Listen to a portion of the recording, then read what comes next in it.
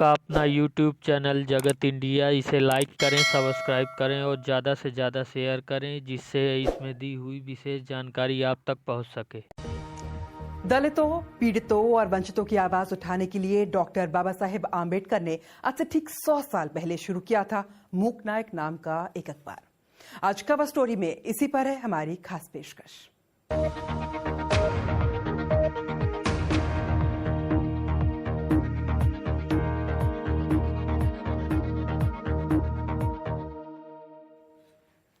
बाबा साहेब भीमराव आम्बेडकर को भारतीय संविधान का निर्माता कहा जाता है।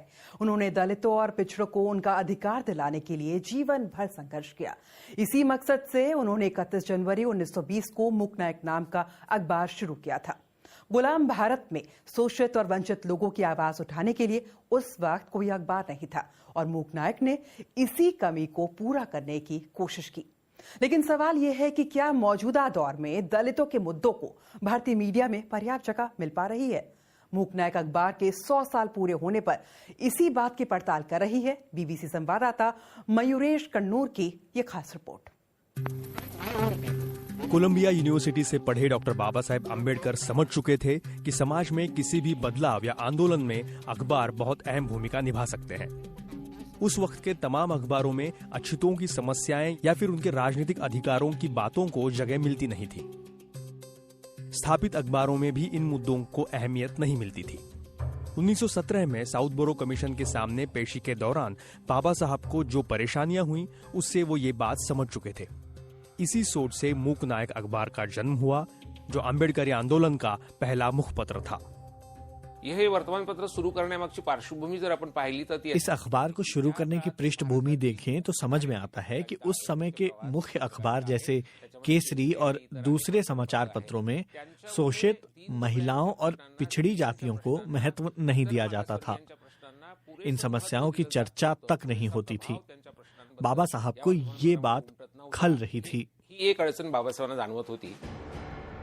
31 जनवरी 1920 को मूक नायक पत्रिका का पहला अंक मुंबई में प्रकाशित हुआ। सदियों से समाज के दबे कुचले वर्ग को, अन्याय सहने वाले वर्ग को अपनी बात कहने का एक जरिया मिल गया। उनकी आवाज उठाने का काम मूक नायक करने लगा। अखबार शुरू करने के लिए जो पैसों की जरूरत थी, उसे पूरा करने के लिए कोल्हापुर के छत्रपति शाहू महाराज आगे आए। उन्होंने 2500 रुपए की मदद की, जिससे मूक नायक छपना शुरू हुआ। अपने पहले लेख में बाबा साहब ने लिखा, हमारे बहिष्कृत लोगों पर हो रहे और भविष्य में होने वाले अन्याय को दूर करने के लिए उपाय सुझाने के साथ ही उनकी भविष्य में उन्नति और आवश्यक मार्ग की सही मायनों में चर्चा के लिए अखबार जैसा दूसरा माध्यम कोई और नहीं है। लेकिन मुंबई इलाके में छप रहे अखबारों पर ध्यान दिया जाए तो नजर आएगा कि इनमें से ज्यादातर अखबार किसी एक जाति का हित देखने वाले हैं। दूसरी जातियों की उन्नति की उन्हें परवाह नहीं है। इतना ही नहीं, बल्कि कभी कभी उन दूसरी जातियों के लिए अहितकारक विचार भी उनमें आते हैं। लोकमान्य बाळ गंगाधर टिळक यांचा उस समय लोकमान्य तिलक का केसरी नाम का अखबार भी था। बाबा साहब उस अखबार में मूक नायक का विज्ञापन देना चाहते थे, इसलिए उन्होंने विज्ञापन के 3 रुपए और उसका मैटर केसरी को भेज दिया। लेकिन वो विज्ञापन उन्हें वापस लौटा दिया गया। बाबा साहब समझ गए कि जहां पैसे देकर भी उनका विज्ञापन नहीं छापा गया, वहां उनके सवालों को कैसे महत्व दिया जाएगा। इसीलिए बाबा साहब ने अपने सहयोगियों को कहा कि अपना स्वतंत्र अखबार होना ही चाहिए। एक वर्तमान पत्र पाहिजे। इसी 1920 में माणगांव में परिषद हुई, जहां बाबा साहब के नेतृत्व का ऐलान हुआ। इसी दशक में आगे मनुस्मृति का दहन हुआ, महाड़ का सत्याग्रह भी हुआ। इन आंदोलनों के लिए जमीन मूक नायक से बनी।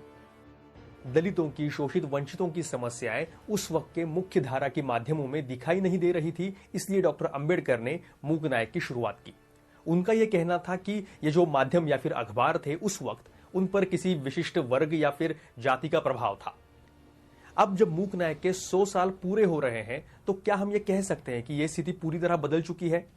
क्या हम ये अब मान सकते हैं कि देश का मीडिया जो है वो किसी विशिष्ट वर्ग या फिर जाति के प्रभाव से बाहर आ चुका है? विशेष म्हणजे 1920 मध्ये त्यांनी मूकनायकच्या वेळेला त्याच्यात 1920 में मूक नायक के समय या फिर बाद के भारत के वक्त बाबा साहब ने जो आकलन किया, आज के अखबारों में भी वही दिखाई देता है। आज के अखबारों पर भी एक जातीय प्रभाव का असर साफ दिखता है। सवर्णों का प्रभाव, दूसरी पिछड़ी जातियों के संबंध में जिन्हें उस समय अछूत कहा जाता था, जो बाबा साहब ने देखा, आज भी वो सवर्ण प्रभाव साफ दिखता है। डॉक्टर अंबेडकर ने कहा था कि उस वक्त के अखबारों पर व्यापारियों का और विज्ञापनों का दबाव बहुत है।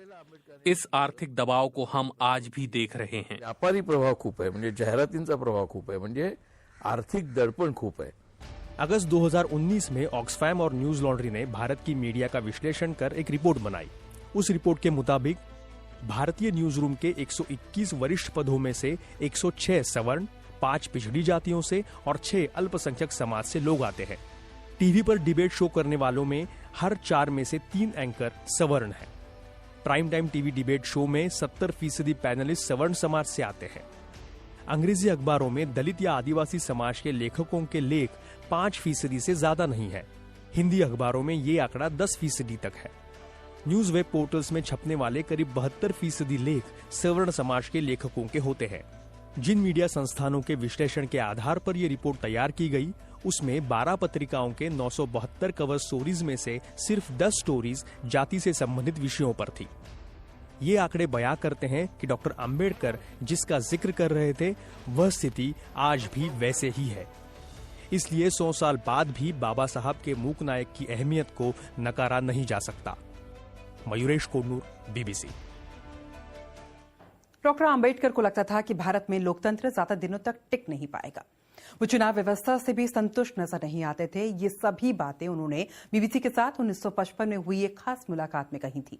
देखिए उस इंटरव्यू के कुछ चुनिंदा अंश। Dr. Ambedkar, do you think democracy is going to work in India? No.